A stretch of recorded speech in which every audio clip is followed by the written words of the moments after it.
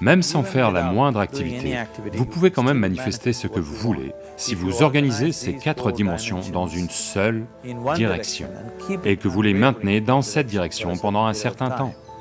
Maintenant, il croit que Shiva va le faire pour lui et ça va arriver. Donc est-ce que Shiva va venir construire votre maison? Non, je veux que vous compreniez que Dieu ne va pas lever le petit doigt pour vous. Ce qui n'a pas encore eu lieu jusqu'à présent sur cette planète peut arriver demain. Les êtres humains sont capables de le faire arriver demain.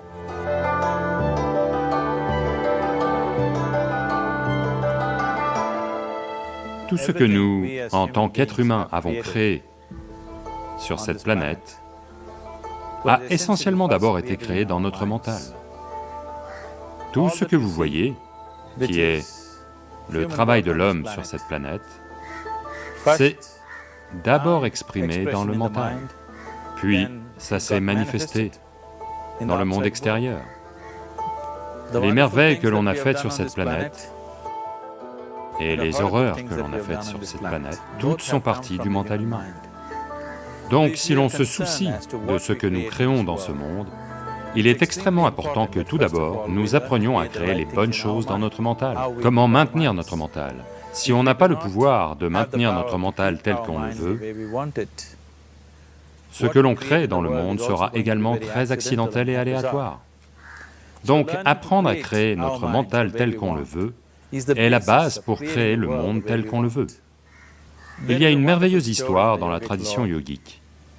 Un certain jour, un homme part marcher. Il part faire une longue marche. Accidentellement, sans le savoir, il entre au paradis.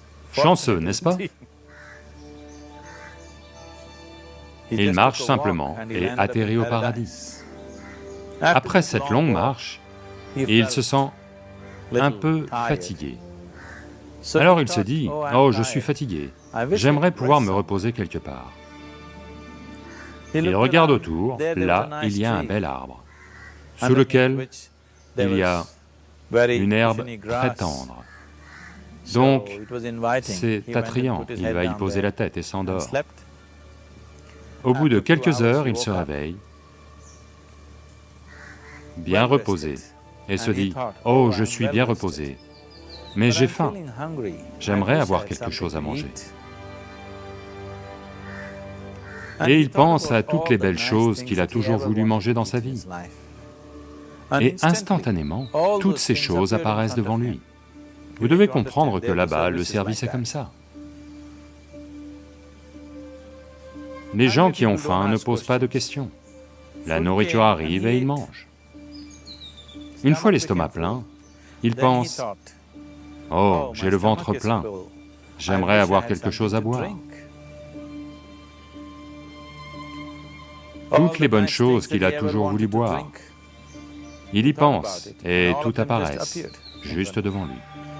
Les gens qui boivent ne posent pas non plus de questions, donc ils boivent. Maintenant, avec un peu d'alcool en lui, vous savez, Charles Darwin vous a dit, « Vous étiez tous des singes, votre queue est tombée. » Pas moi. Charles Darwin vous a dit que vous étiez tous des singes, et que votre queue est tombée, et que vous êtes devenus humains. Oui, la queue est à coup sûr tombée.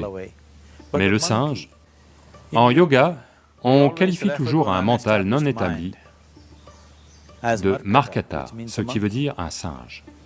La raison pour laquelle on qualifie le mental de singe, c'est que... Quelles sont les qualités d'un singe? L'un des aspects du singe, c'est son mouvement inutile. Et un autre aspect du singe, c'est que, si je dis « vous singez quelqu'un », qu'est-ce que ça veut dire? Imitation.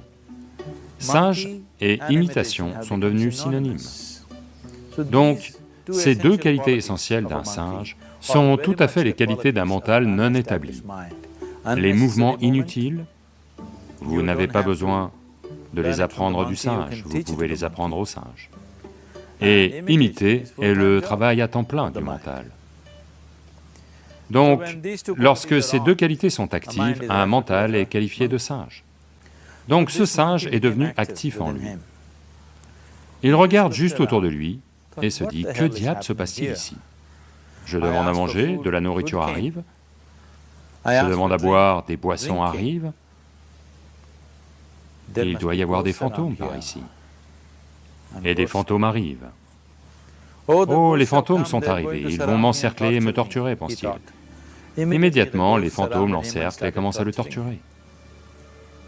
Puis il se met à crier de douleur et dit, « Oh, ils vont me tuer !» Et il meurt. Il venait juste de dire qu'il était un être chanceux. Le problème, c'est qu'il était assis sous un kalpavriksha, un arbre à souhait. Il demande de la nourriture arrive, il demande à boire, des boissons arrivent, il demande des fantômes arrivent, il demande la torture arrive, il demande la mort a lieu. Maintenant, ne vous mettez pas à chercher ces kalpavrikshas dans la forêt. Vous pouvez à peine trouver un arbre ces jours-ci. Un mental bien établi, un mental qui est dans un état de samyukti est appelé un kalpavriksha. Si vous organisez votre mental à un certain point, cela organise à son tour l'ensemble du système. Votre corps, vos émotions, vos énergies, tout s'organise dans cette direction. Une fois que toutes ces 4 dimensions en vous, votre corps physique, votre mental, vos émotions et les énergies fondamentales de la vie sont organisées dans une seule direction. Une fois que vous êtes comme ça, tout ce que vous souhaitez a lieu, sans même lever le petit doigt, on va dire. Ça aiderait d'assister la chose par de l'activité, mais même sans faire la moindre activité, vous pouvez tout de même manifester ce que vous voulez, si vous organisez ces 4 dimensions dans une direction et les maintenez dans cette direction un certain temps. En ce moment, le problème avec votre mental, c'est que, à tout moment, il change de direction. C'est comme si vous voulez aller quelque part, et tous les 2 pas, vous changez de direction. Il est très peu probable que vous arriviez à destination, à moins que ça n'arrive par chance. Donc, en organisant notre mental et, par conséquent, l'ensemble du système, et ces 4 dimensions de base de ce que vous êtes en ce moment dans une seule direction, si vous faites ça, vous êtes vous-même un kalpavriksha. Tout ce que vous souhaitez va avoir lieu. Mais en ce moment, si vous regardez vos vies, tout ce que vous avez souhaité jusqu'à présent, si ça arrive, vous êtes fini. Toutes les choses et tous ceux que vous avez désirés, si tout ça atterrit dans votre maison aujourd'hui, pourriez-vous vivre avec ça? Une fois qu'on dispose d'une telle capacité, il est très important que nos actions physiques, nos actions émotionnelles, nos actions mentales et nos actions énergétiques soient contrôlées et dirigées comme il faut. Si ce n'est pas le cas, nous devenons destructeurs, autodestructeurs. En ce moment, c'est notre problème. La technologie, qui est censée rendre notre vie belle et facile, est devenue la source de tous les problèmes, et l'on détruit la base même de notre vie, qui est la planète. Donc ce qui aurait dû être une bénédiction, on en fait une malédiction. Ce qui nous a apporté des niveaux incroyables de confort et de commodité au cours des 100 dernières années, est aussi devenu une menace pour notre vie, simplement parce que nous ne sommes pas dans une action consciente, nous sommes dans un état d'action compulsif. Donc organiser notre mental correspond essentiellement à passer d'un état d'activité compulsif à un état d'activité conscient. Vous avez peut-être entendu parler de gens qui demandent quelque chose et pour qui ça se réalise au-delà de toute attente.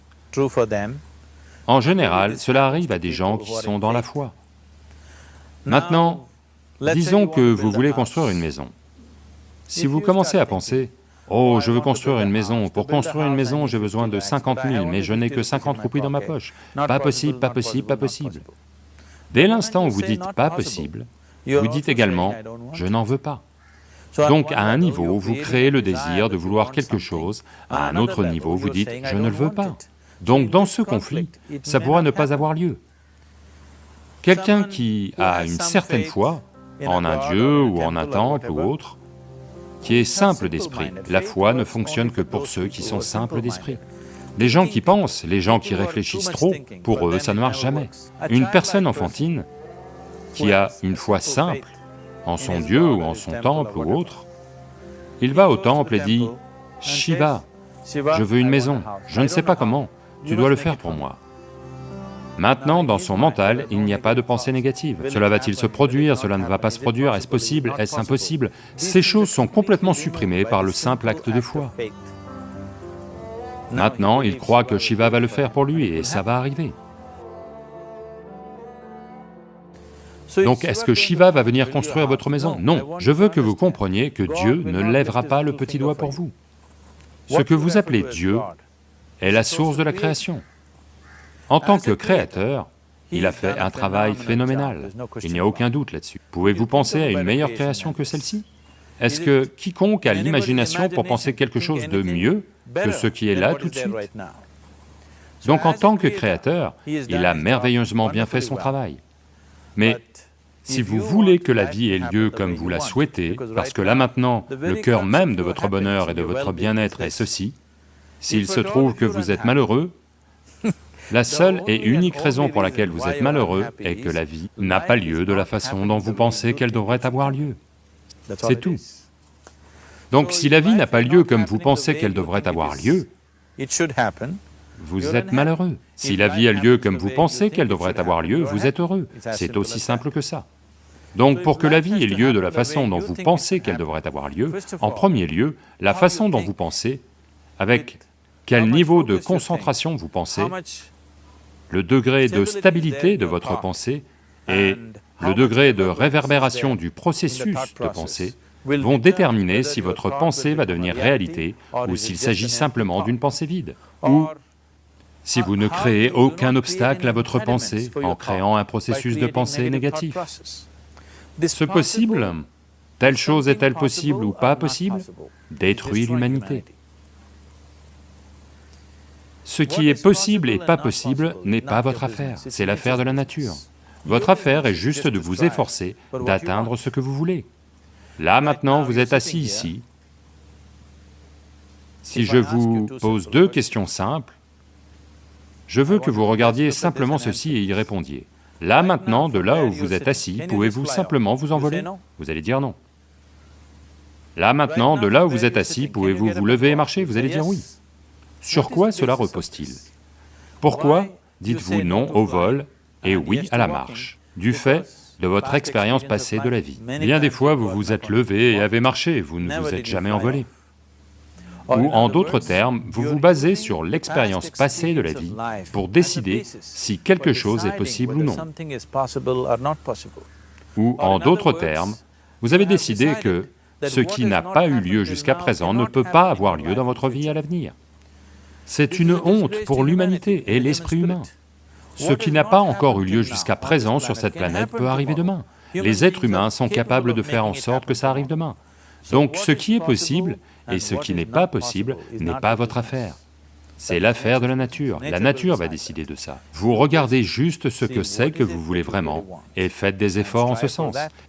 Et si votre pensée est créée de manière puissante, sans aucune négativité, sans aucune pensée négative faisant baisser l'intensité du processus de pensée, la première chose et la plus importante est que vous devez être clair, qu'est-ce que c'est que vous voulez vraiment? Si vous ne savez pas ce que vous voulez, la question de le créer ne se pose pas. Si vous regardez ce que vous voulez vraiment, ce que tout être humain veut, c'est... il veut vivre joyeusement, il veut vivre paisiblement. En ce qui concerne ses relations, il veut qu'elles soient aimantes et affectueuses. Ou en d'autres termes, tout ce que tout être humain recherche, c'est de l'agréable en lui-même, de l'agréable autour de lui. Cet état agréable, s'il a lieu au niveau de notre corps, on appelle ça la santé et le plaisir. S'il a lieu au niveau de notre mental, on appelle ça la paix et la joie. S'il a lieu au niveau de nos émotions, on appelle ça l'amour et la compassion. S'il a lieu au niveau de notre énergie, on appelle ça la félicité et l'extase. C'est tout ce qu'un être humain recherche. Qu'il aille au bureau pour travailler, il veut gagner de l'argent, bâtir une carrière, fonder une famille, il va s'asseoir au bar, au temple. Il cherche toujours la même chose, de l'agréable en lui, de l'agréable alentour. Si c'est cela que l'on veut créer, je pense qu'il est temps d'aborder la chose directement et de nous engager à le créer. Donc vous voulez faire de vous-même un être humain paisible, un être humain joyeux, un être humain aimant et un être humain agréable à tous les niveaux, et voulez-vous aussi un monde comme ça? Un monde de paix, un monde d'amour, un monde de joie? Non, non, je veux de la verdure, je veux de la nourriture. Quand on dit un monde joyeux, ça veut dire que tout ce que vous voulez s'est produit. Donc c'est tout ce que vous recherchez. Donc tout ce que vous avez à faire est de vous engager à le créer, à créer un monde de paix, de joie et d'amour, à la fois pour vous et tous ceux qui vous entourent. Si tous les jours le matin vous commencez votre journée avec cette simple pensée dans votre mental, aujourd'hui, où que j'aille, je vais créer un monde de paix, d'amour et de joie. Si vous chutez 100 fois dans la journée, quelle importance? Pour une personne engagée, l'échec n'existe pas. Si vous tombez 100 fois, 100 leçons à en tirer. Si vous vous engagez comme ça, à créer ce qui vous tient vraiment à cœur, maintenant votre mental s'organise. Une fois que votre mental s'organise, la façon dont vous pensez est la façon dont vous vous sentez, vos émotions vont s'organiser. Une fois que vos pensées, vos émotions sont organisées, vos énergies vont s'organiser dans le même sens. Une fois que vos pensées, émotions et énergies sont organisées, votre corps lui-même va s'organiser. Une fois que ces quatre sont toutes organisées dans une seule direction, votre capacité à créer et à manifester ce que vous voulez est phénoménale. Vous êtes le créateur à bien des égards. Ce qui est la source de la création fonctionne en vous à chaque instant de votre vie. C'est juste que, avez-vous gardé accès à cette dimension ou non? Organiser les 4 éléments de base de votre vie vous y donnera accès. Il y a des outils et des technologies pour le faire. Toute la science du yoga, toute la technologie que l'on appelle yoga, n'a que ça pour objet, vous faire passer d'un état où vous n'êtes qu'un fragment de création à un état où vous devenez un créateur. C'est mon souhait et ma bénédiction que chaque être humain de ce monde ait accès à la source de la création en lui-même pour qu'il puisse fonctionner ici en tant que créateur, pas juste en tant que fragment de création.